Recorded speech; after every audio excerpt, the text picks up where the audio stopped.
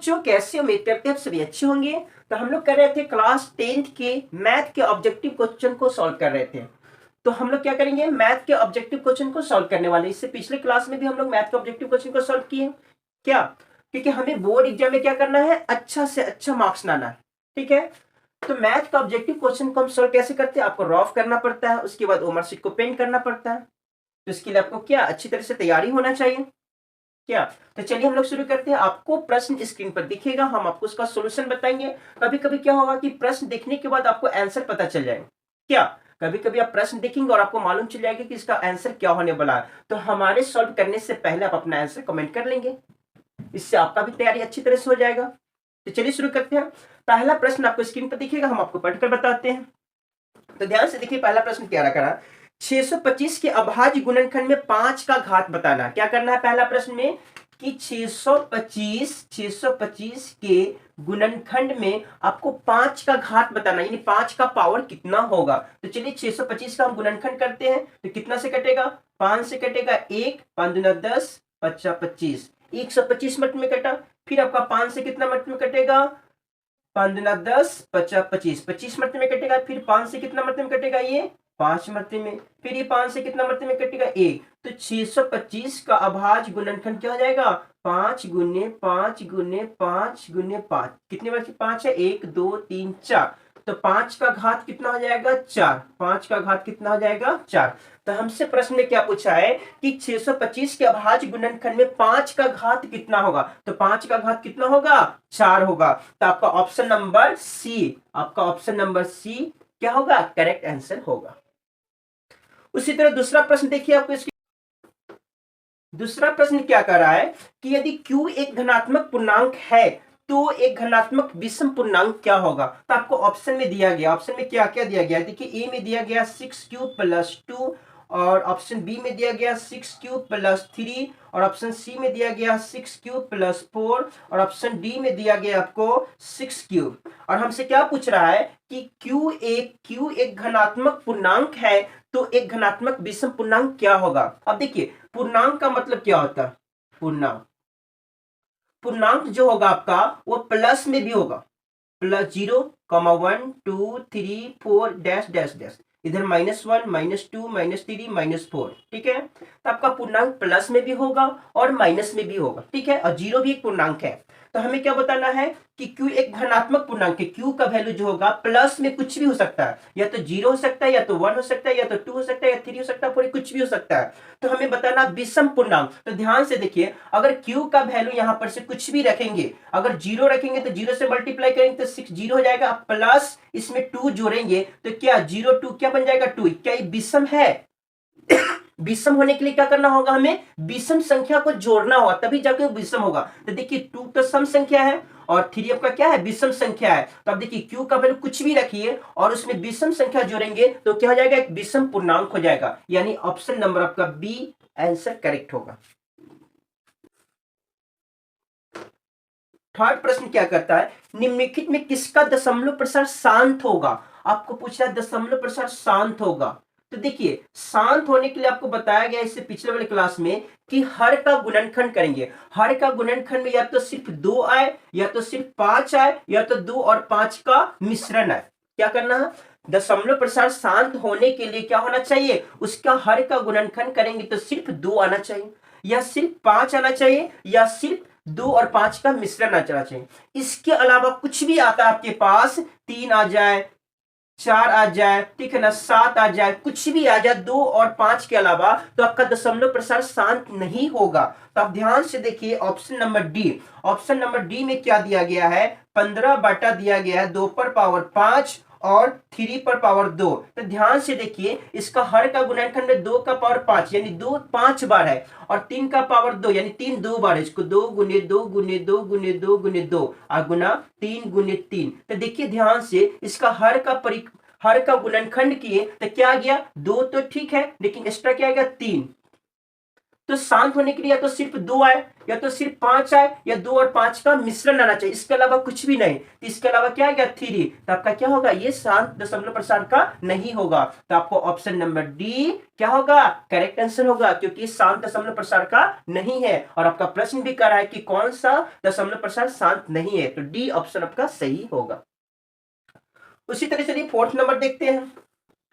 Fourth number क्या कहता है प्रश्न, बहुपद, बहुपद क्या है, x इंटू 2x माइनस 5 और माइनस 3 के शून्यकों का गुणनफल निकालना। क्या निकालना है, शून्यकों का गुणनफल निकालना है। तो गुणनफल मतलब अल्फा इंटू बीटा का मान आपको बताना है। तो अल्फा इंटू बीटा बराबर फॉर्मूला होते हैं C/A। क्या होते हैं, गुणनफल का फॉर्मूला क्या होते हैं, अल्फा इंटू बीटा का फॉर्मूला होता है C/A। तो ध्यान से देखिए, इसको बहुपद को सॉल्व कीजिए।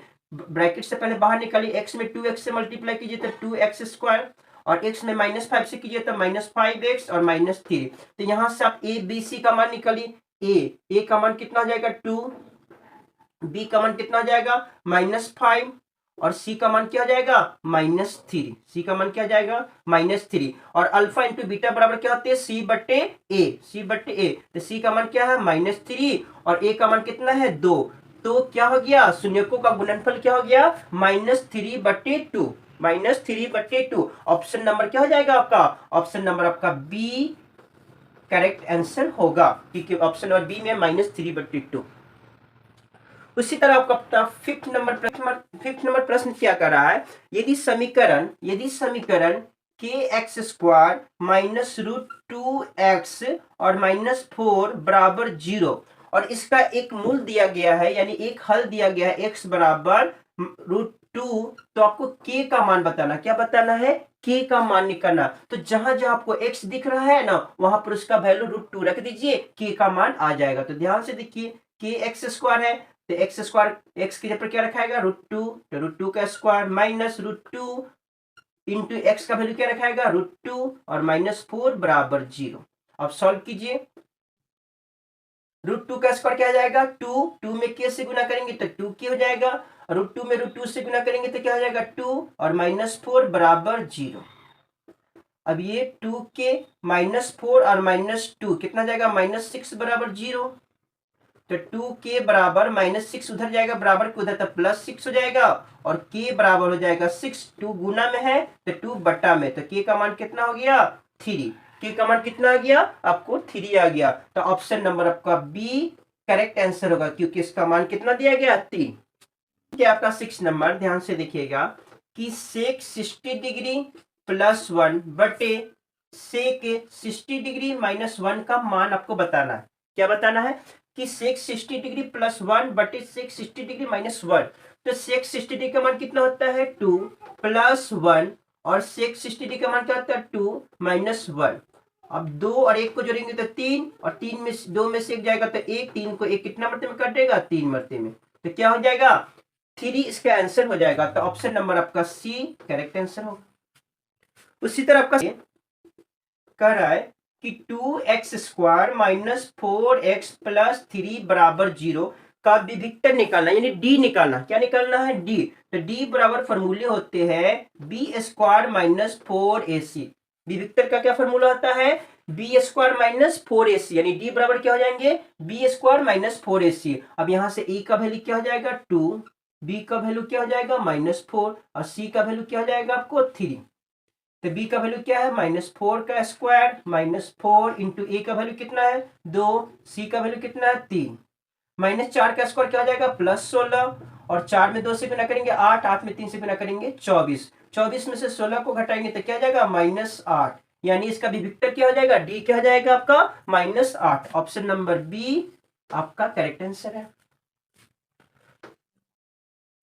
कि आपको दिया गया समीकरण 4x² + 4x + 1 बराबर 0 के मूलों की प्रकृति बताना। क्या बताना है मूलों की प्रकृति बताना है। तो ध्यान से देखिए, मूलों की प्रकृति बताने के लिए हमें डी निकालना होगा। क्या निकालना होगा डी, तो डी बराबर क्या होता है b² - 4ac। अब यहां से a का वैल्यू क्या हो जाएगा आपको 4, b का वैल्यू क्या हो जाएगा आपको 4 और c का वैल्यू क्या हो जाएगा 1। तो b का वैल्यू क्या है 4, तो 4 का स्क्वायर 4 इंटू ए का वैल्यू कितना है 4, सी का वैल्यू क्या है 1। तब 4 का स्क्वायर कितना जाएगा 16, और 4 में 4 से गुना करेंगे 16, 16 में 1 से गुना करेंगे तो 16, क्या 16 में से 16 गया तो 0। अगर ये डी का मान 0 आ गया, अगर डी का मान 0 आ गया तो क्या हो जाएगा, ये वास्तविक होगा, इसका प्रकृति क्या हो जाएगा, वास्तविक होगा, और हल क्या हो जाएगा, और हल हो जाएगा आपका समान। क्या हो जाएगा, अगर डी का मान आपको 0 आ गया तो इसका प्रकृति होगा वास्तविक और समान। क्या होगा, वास्तविक और समान। तो ऑप्शन नंबर आपका बी करेक्ट आंसर हो जाएगा इसका। उसी तरह आपका 9th नंबर प्रश्न देखिए क्या कर रहा है, पर 3x² माइनस 3 बराबर 0, तो एक मूल है, इसका हल करना। और हल करेंगे कैसे, 3x² माइनस 3 उधर जाएगा तो प्लस 3 हो जाएगा। अब x² इधर रहेगा, इधर 3 गुना में तो 3 बटा में, कितना मरते में कटेगा, एक मरते में। तो x² बराबर 1, और यहां से स्क्वायर हटेगा तो क्या चढ़ जाएगा, 1 पर रूट चढ़ जाएगा। और रूट 1 का वैल्यू क्या होता है, प्लस माइनस 1। क्या हो जाएगा, प्लस माइनस 1। इसका एक मूल क्या हो जाएगा, एक प्लस में 1 हो जाएगा और एक माइनस में 1 हो जाएगा। तो ध्यान से देखिए, प्लस में 1 तो नहीं दिख रहा है, माइनस में 1 दिख रहा है, option number C. Option number C correct answer हो जाएगा। अगला आपका लास्ट प्रश्न है 10th नंबर। क्या है प्रश्न, निम्नलिखित में से किसका गुणनफल एक परिमेय संख्या हो जाएगा। क्या करना है, परिमेय संख्या। तो देखिए, परिमेय संख्या, परिमेय संख्या और अपरिमेय संख्या, अपरिमेय संख्या। तो परिमेय संख्या बटा में होगा, फ्रैक्शन में होगा, p बटा q के रूप में होगा, और नीचे 0 नहीं होगा, ठीक है। और अपरिमेय संख्या अगर रूट में दिखाई देता है, रूट में आपका कोई भी संख्या आपका रूट में दिखाई देता है, रूट से बाहर नहीं निकलने वाला है, तो वो आपका परिमेय संख्या हो जाएगा। तो ध्यान से देखिए, ऑप्शन ए में क्या है, √3 गुने √5। तो √3 में √5 से गुना कीजिए तो √15। अब 15 का वर्गमूल तो कुछ निकलेगा नहीं, तो क्या हो जाएगा आपका, ये अपरिमेय संख्या हो जाएगा, अपरिमेय हो जाएगा संख्या। बी में देखिए कि √5 में √125 से गुना करना है। तो √5 में √125 से गुना करना तो कितना जाएगा, √625, और 625 का वर्गमूल क्या होता है, 25। अब देखिए रूट से बाहर आ गया ना, तो रूट से बाहर आ गया तो क्या हो जाएगा आपका, परिमेय संख्या। और हमसे पूछ क्या रहा है, परिमेय संख्या, किसका गुणनफल, परिमेय संख्या है। तो ऑप्शन बी अब क्या क्या हो जाएगा, परिमेय संख्या। तो आपका क्वेश्चन हम कितना तक किए, 10 तक किए। और आपको कमेंट करके बताना है कि ये वीडियो कैसा लगा।